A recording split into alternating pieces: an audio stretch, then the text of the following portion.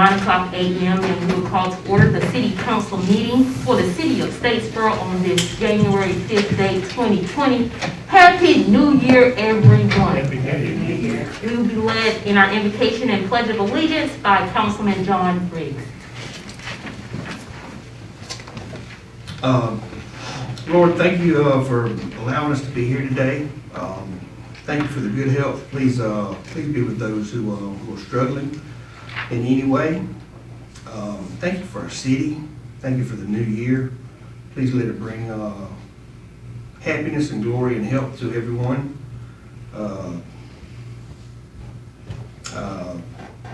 We appreciate all you've done for us. We ask that you look over those who look over us all around the world and here in Statesboro to make us safe. In your name we pray. Amen. I pledge allegiance to the flag of the United States of America and to the republic for which it stands, one nation, under God, indivisible, with liberty and justice for all. We will now move to agenda item number 3, public comments. Anita, are there any public comments? No, ma'am. We will now move to agenda item number 4, seeing that there are no public comments. A consideration of a motion to approve the consent agenda A and B, approval of minutes from our work session, council minutes, executive sessions on 12/15/2020, and also a consideration of a motion to approve resolution 2020-1, a resolution to fix and publish qualifying fees for the city of Statesboro, November the 2nd, 2021, general election. Is there any discussion by council? Move for adoption. Second. Well, all those in favor? Aye. Aye. Seeing that that has passed, we're going to move down to agenda item number 5, public hearing and consideration of a motion to approve for an alcohol license, section 6-5, A Vandy's, I'm going to combine these two, A Vandy's, 22nd West Vine Street, Statesboro, Georgia, 30458, where the owner is Darren Van Tasso, and also BK LLC DBA GA Stop 2, 421 Northside Drive East, Statesboro, Georgia, 30458, where the owner is Kasha and David Richardson. Is there a motion to open the public hearing? So moved. Second. Is there, okay, all those in favor? Aye. Planning? Planning is on? No problem. Fire? No issues. Police? No issues, ma'am. City attorney? No issues. Is there anyone here to speak for? Anyone here to speak against? Seeing that there's no one here to speak for or against, is there a motion to close the public hearing? So moved. Is there a second? Second. All those in favor? Aye. Any discussion by council? I would like to ask a question to Mr. Van Tassel. Alcohol at 22 Vine? Thank you for the question. Yes, it'll be downtown. The city's been helpful with us getting approved an addition, just an outdoor porch and patio down there. At 22 Vine? 22 and Vine. It's actually, the interior is closed this week while we're doing a lot of rehab. That building was built in the 40s, so there's a lot of interior work to be done. So it'll get spruced up a little bit this month. And our plan is to get the patio and porch built this month and have a little soft grand opening maybe in February. Hot dog. The downtown, that's correct. Correct. Yes. That's great. Yes. Sorry, I've heard rumors. Are you closing the mall? Yeah, the mall location does close, but that lease ends this month. Gotcha. Sure So you're does. closing the mall and the only one we're gonna have is just like the old days. That's correct. You're not doing anything in the smokehouse, are you? Absolutely not. Good. It's a treasure. Thank you. That's all I wanted to know, just curious. Thank you, Darren. Is there any further discussion by council? Seeing that there's no further discussion, is there a motion to approve? So moved. Is there a second? Second. All those in favor? Aye. Any nays? Let it show that agenda item number 5 has passed. We will now move down to agenda item number 6, a public hearing and consideration to approve first reading of Ordinance 2020-16 and ordinance amending the Statesboro Code of Ordinance, Chapter 18, Article 11, establishing license and operational requirements for mobile food service units. Is there a motion to open the public hearing? So moved. Second. All those in favor? Aye. Kane? Thanks, Mayor Pro Tem. This is back with the food trucks. It's brought back before y'all with the revisions from last time. This sets out that the food trucks, in order to operate in the city of Statesboro, would need to be individually licensed, and also they would need to get site approval for everywhere they would operate. This is brought back to first reading after substantial revisions made upon staff recommendation as to operation sites that would be allowed. The one that came before council on December 15th allowed for the operation in any zoning district. There's of course that concern about the potential of setup in residential areas, which clearly was not the intent of what we want here, but that was a possibility under it as written. So the revisions have been made to section 18309C11 and to 18309D. Application for location approval is not required.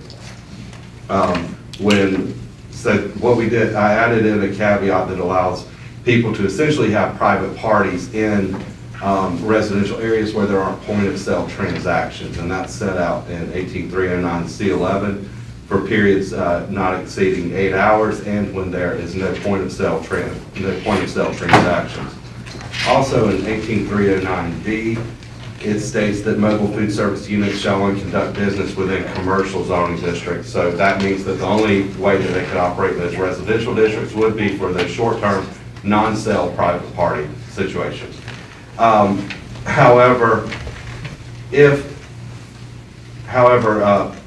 there is a variance process that does allow for operation in non-commercial areas. So the variance process, which will be overseen by planning and development, is set out in 18316. So these variances would not need to come before mayor and council. They'd be administratively considered and granted or denied at that level.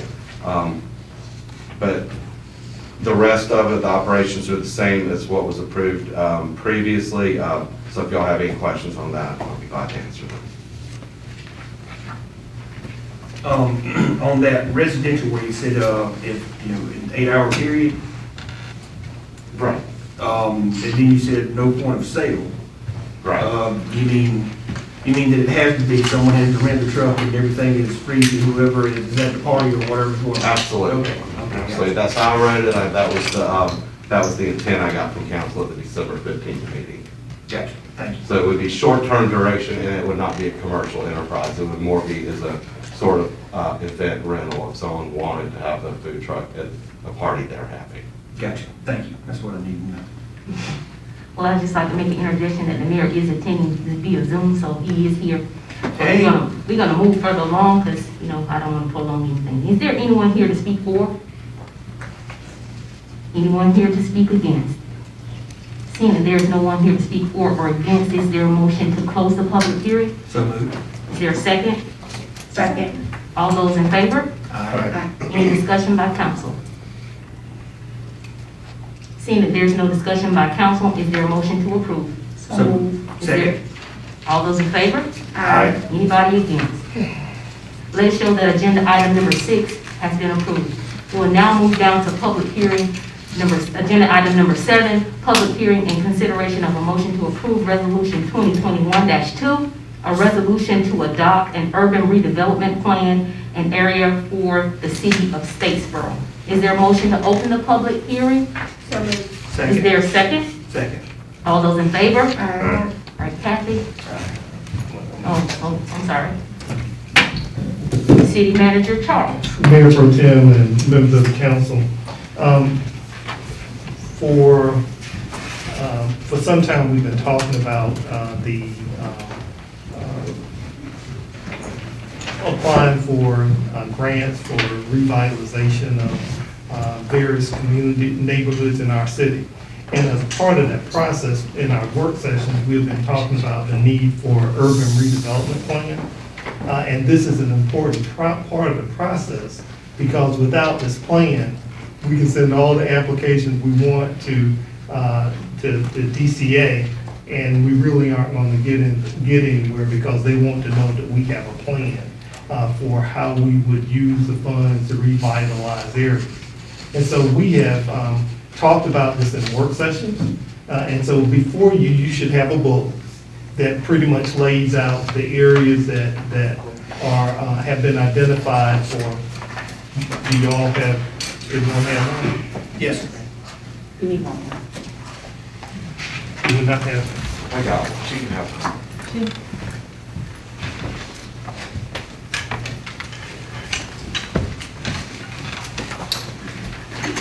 Thank you. It pretty much lays out the neighborhoods that are included in the urban redevelopment plan. And so this is really critical. We've had blight in our community, in our city. And what we would do is, if we are successful in getting any of these grants, we would utilize those grants to improve the conditions in those neighborhoods. But even without getting those grants, it helps us in our effort to clean up blight in our community, because this process also includes a public process of having public meetings. In fact, we had one last evening, when we talked about this plan. We'll have another one that will actually be this coming Thursday at Blue Moore at the Joan Love Building, where we talk about our plan and get input from the citizens. So even without getting funding, what we're bringing is a sense of urgency to our communities that we need to do something to improve the conditions in our city. And so today, we need to have this public hearing, and then we need to get the council to approve this urban redevelopment plan so that we can move forward and we can say that we have this plan when we submit, we actually have a grant application that's due this month. In addition to the revitalization efforts, if you remember a couple of meetings ago, a couple of work sessions ago, we actually had presentations about Moore Park and Grady Street Park. They are also included as a part of this plan as we move forward to as you decide if we're going to move forward with improving those parks. This plan is helpful in obtaining the financing, and we actually have another item right behind this one that this plan will be helpful in securing the financing to revitalize those parks. And so with that, we do recommend that the city council would approve the plan after you receive public comments. Thank you, Charles. And if you do need any more explanation, more details, Ms. Kathy's here. Thank you. Is there anyone here to speak for the request? Anyone here to speak against? Seeing that there's no one here to speak for or against, is there a motion to close the public hearing? Is there a second? Second. All those in favor? Any discussion by council? Just a quick question, procedural, and this is excellent work and something that Statesboro has been needing for quite some time. Of course, we weren't always in the financial situation we are today that we can, with T-Splosh and some of the other things that we've done, the stormwater and everything else, we've put ourselves in a good financial position to be able to support this. So I appreciate that. The only question I really had was, you've got another public hearing on this Thursday. Is it appropriate to pass this before we've had public input from those people? And I understand you got a grant later this month, but I just want to make sure we're doing things in a proper way. I mean, it's no sense passing something and getting input afterwards. The number of required public hearings, it has been, that will be satisfied as of this meeting. As of right now, right? Yeah. I think anything that would come after that would be tinkering with this. I don't think it would go to the actual corpus of the plan. It would just be more to the intent of the execution of it. Okay. And to that point, thank you. I just knew there's usually like 2 or 3 Right. public hearings you have to have. I just wanted to make sure we were doing those first. And to that point, we also have to recognize that we have the urban redevelopment plan, but there's also another plan that gets more specific to areas that are called the RAS. And so if we get more specific, it's probably something that would be impacted by the RAS versus just the urban redevelopment plan. So we would feel comfortable in moving forward with the adoption, if you don't mind. In other words, project specific to Johnson It's Street or pretty general. Whitesville, the very technical stuff. That's fine. I was just, like I said, I was just curious. And I really, this is very thorough and, it's address, you know, at least it's identifying a lot of the problems we have and hopefully we can find some funds to address the problems. So I appreciate the work you guys did. Thank you. Thank you, Councilman Blum. Any further discussion by council? Yes, thank you, Madam Mayor Pro Tem. I just wanted to let Kathy confirm, I was on Zoom and saw we had a pretty good turnout last night. Local folks who own property in those areas and developers who are looking forward to this being a good step forward. Yes, we did. We were very pleased with the attendance last evening. And we, as Mr. Kenny mentioned, we also are moving forward with a meeting on Thursday morning in the Johnson Street neighborhood. And we'll be talking more about the action plan. This is more of the 5,000-foot vision. And then within that, our intention is to develop 5 action plans for each of the neighborhoods. And the first, as you approved, was the Johnson Street. So we'll be in the neighborhood on Thursday morning to actually talk about the Johnson Street action plan that we're developing to get neighborhood input. So we are tracking all the public meetings and the advertisements that are required and everything else to make sure that we meet all those requirements, because they all have to be submitted as part of the grant applications. Thank you. And that'll be at Jones Love and Loretta Moore, but it'll also be on Zoom. Yes. Good deal. Thank you. Yes. And Thank you, Kathy. thank you very much. Thank you, Councilwoman Barr. So is there a motion to approve? So moved.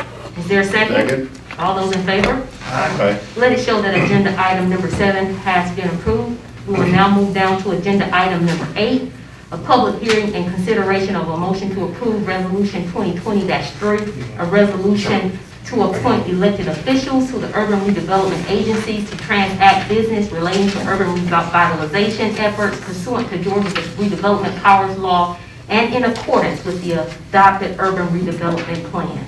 Is there a motion to open the public hearing? So moved. Is there a second? Second. All those in favor? Aye. King. This resolution is to create the Urban Redevelopment Agency and to appoint the membership of the Urban Redevelopment Agency. The Urban Redevelopment Agency is able to operate, is able to exercise all powers set up out under Georgia Urban Redevelopment Law. They essentially have all powers relating to redevelopment except for the exercise of eminent domain, which is of course reserved to mayor and council, both under state law and under our charter. So this would be the body that would actually transact the business of contracting and incurring debt for those projects within the urban redevelopment area. The membership would consist of the mayor and the council members. Membership would be coterminous with terms as elected officials, so there would not be any issue of appointments along the way. As soon as a new council member comes in, he or she automatically becomes a member of the commission of the Urban Redevelopment Agency. And this is more of a housekeeping issue in order to actually exercise that redevelopment plan in that redevelopment area. Is there anyone here to speak for the request? Is there anyone here to speak against?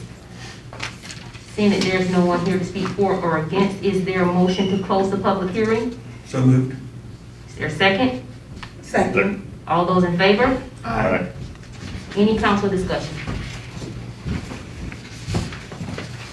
Seeing that there's no council discussion, is there a motion to approve?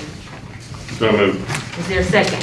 Second. All those in favor? Aye. Let it show that agenda item number 8 has been approved. We will now move down to agenda item number 9, consideration of a motion to award a contract to Solid Waste Supply Technology Squad for the purchase of a PAC-MAC yard waste collection body with Freightliner cab and chassis per Sourcewell, formerly NJPA, contract in the amount of $165,112. Charles. Madam Mayor Pro Tem, there's not a lot more I can add to this, only to just say, if you want to know what we're talking about, this is a knuckle boom loader truck. If you, when you have rough trash that they come around and we're in the cycle of replacing it, and we do have funds available to take care of it. We recommend the purchase of the equipment. Thank you, Charles. Is there any discussion by council? Just a quick question, it's replacement, not expansion? Correct. Yeah, okay. Any further discussion by council? Can I drive it? No. Wow, he didn't just say no, he said hell no. I didn't say that. Oh, I thought I heard that. Is there a motion to approve? So moved. Is there a second? Second. All those in favor? Aye.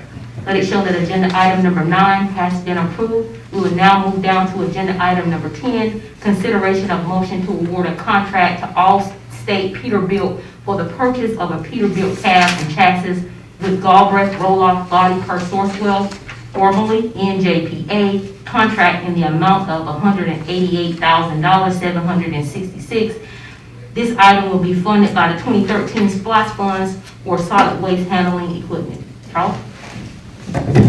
Again, I can't add much. You won't see these in the neighborhood. You'll see these more in commercial areas where they can pick up dumpsters, and so we do recommend the purchase. I think it's a little bit over budget, but we do have funds within the fund balance of the SPLOST funds to be able to cover it. We recommend the purchase of the equipment. And I did want to say to Mr. Briggs, that knuckle boom loader probably moves a lot slower than you used to driving, so that's why I'm saying. Well, I don't mind. Just for the record, can I drive this too? Thanks. Thank you, Charles. Is there any discussion by council? You know, Jason, I asked the previous question, I meant to ask you here. Yes. This is an expansion of services? In other words, are you getting another truck because we're getting demand for roll-offs that you need another truck? Or are you replacing an existing? We're not truck? increasing, right, Just we're not a increasing the replacement. level of service. We may hold on to the backup truck just in case we have technical. Okay, so it's time to replace it, and the other one's working and. That's okay. correct, because the original trucks were retrofit trucks. They weren't brand new trucks. I just know we've been close on the roll-off, we've been almost 100% out at times, haven't we? Correct, with no backup trucs. Yeah, that's what I mean. So that's good, that means a lot of construction's going on, or at least people are throwing away a lot of stuff. Is there any further discussion by council? Seeing that there's no further discussion by council, is there a motion to approve? So moved. Is there a second? Second. All those in favor? Aye. Let it show that agenda item number 10 has been approved. We will now move down to agenda item number 11, other business by city council. Is there any other business by city council? I just want to make sure everybody remembers to get out and vote if you haven't already voted today. Yes, and let's remind folks that there's been a change. If you're used to going to the fairgrounds, you need to go to Pittman Park. Fairgrounds had to be closed. They're not voting out there today. Don't go out there and get caught in the traffic. Just go straight to Pittman Park. If your normal voting place is the fairgrounds, you go to Pittman Park instead. Everything else is the same, right? Yes. Everything else is the same as election day. That's my understanding. That's a big change. Yes. Is There are there two any locations further- in the city, Pittman Park and Primitive. Primitive Baptist Church. The big change is if you usually go to fairgrounds, instead go to Pittman Park. They had to close the fairgrounds. Any other business by council? I had one, just real quick, and this is a request of Charles, and I just want you to look into this. You know, we spent the better part of 2020 counting up deaths and infection rates, and you know, it was just like an ever-growing number that just seemed to, over the course of the year, give an ever-growing sense of dread, you know? So I was thinking maybe for 2021, now that the vaccines are starting to come out, is there some way we can get a count of how many people have been vaccinated in the city and in the county? And I know that may be a struggle, maybe the CDC can get us that information, but it would be nice to kind of have a rolling count that's going up. That's a positive growing number as opposed to this looming number. You see what I'm getting at? It'd be nice to know how, you know, to kind of go in a positive direction for 2021. I think we can, I'm gonna call weekly, and with the state, that shares that kind of information. And like last week, I think they were talking about maybe about 45,000 people in the entire state. Right. We have a lot more people, but I think we can add that to the report as well. Yeah, that'd be great. And I realize that COVID report primarily comes from the county, so it would be maybe a But we can request ask of Ted to add that yeah. information to it. But I appreciate you looking into that, thanks. I think we need some positivity for 2021. Yes, sir. So I have, I concur. Okay. All right, any further business by council? Seeing that there's no further business by council, we will now move down to agenda item number 12, city manager comments. Charles? Yeah, I'll just simply say to you, Happy New Year to you. And we, in your FYI packet, the funds that you provided for utilities and rental assistance, those funds continue to be used. I think that with the utility assistance, we're probably about almost $6,000 having been used. And we have amended the MOU and reduced that from 75,000 to 62,000. We have worked out an agreement per your approval at the last meeting to use $13,000 for feed to borrow, so that they will actually do 3 food drives. One in January, one in February, and the city will contribute partial of the funds for the March drop. And so that $13,000 will be well used. With the rental assistance, we're talking about roughly about 42,000 out of the 100,000 that you approved. It is being used quite a bit. In fact, we got someone last week and they were looking at eviction on yesterday. And fortunately, the United Way has been nimble enough to be able to work with the folks to respond quickly over the weekend to hopefully stave off an eviction. And then just the last thing I want to say in regards to the small business assistance. We've been getting those funds out the door. We've approved about $67,000 in grants. We are receiving grants for the applications for the final $8,000. Those applications online, they will close this coming Friday. And then we expect those funds to be gone, but hopefully somewhere down the line, the feds will come along and provide some other funding. Well, we had some funding that was just recently approved that might be able to provide some additional assistance in the community. So I just wanted to report that too. Thank Ms. Barr, did you want me to? Yes, please. Ms. Barr asked me about going somewhat to Mr. Boyden's question in reference to vaccinations. We are working with Bullock County and DPH. They're looking at how they can ramp up vaccinations in our community and actually all over the state.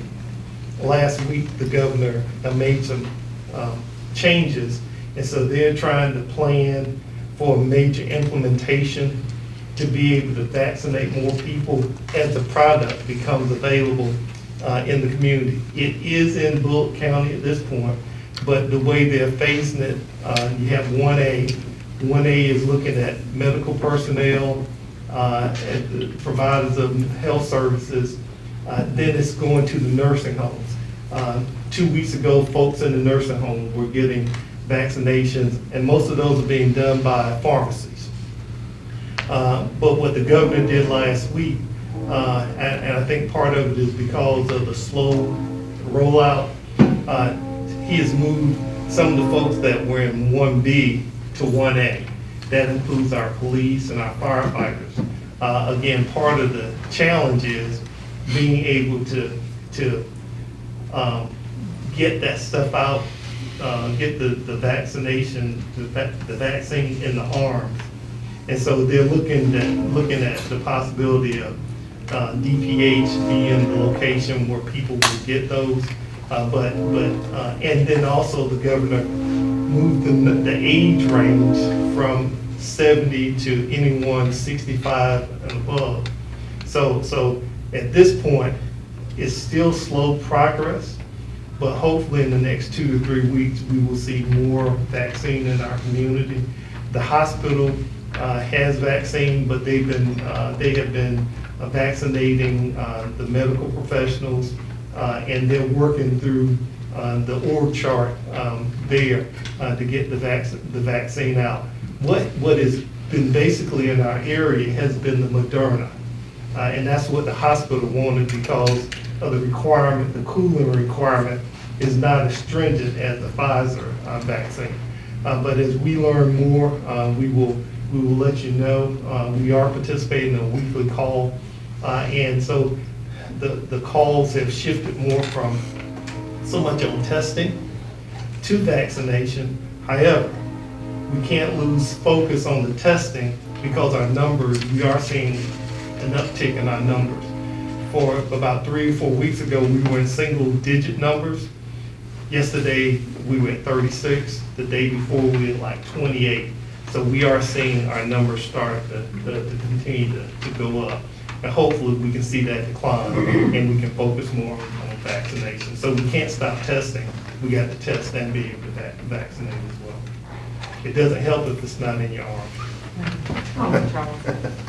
One more question. Do you know if the hospital is vaccinating beyond their own employees at this point, or is it still just reserved for their staff? And I can't answer that, Ms. Barr, but I will, when I talked with the hospital administrator last week, it was pretty much focused on their staff. In fact, the hospital administrator hadn't even, he was down the line because he doesn't have that kind of engagement with the patients. And so folks that actually touch the patients are the emphasis at this point. But I don't know if they're doing citizens at this point. Thank you. Thank you. We'll now move down to public comments. Agenda item number 13. Are there any public comments? Nobody signed up. So we'll now move down, since there are no public comments, we'll now move down to agenda item number 14, a consideration of a motion to enter into executive session for personnel matters, real estate, and/or potential litigation in accordance to OCGA 50-14-3B. Is there a motion to enter into executive We session? do need an executive. So moved. Is there a second? Second. All those in favor? Aye. We'll ask that everyone inside please exit for the executive session. Except for council members. That's what I want to give them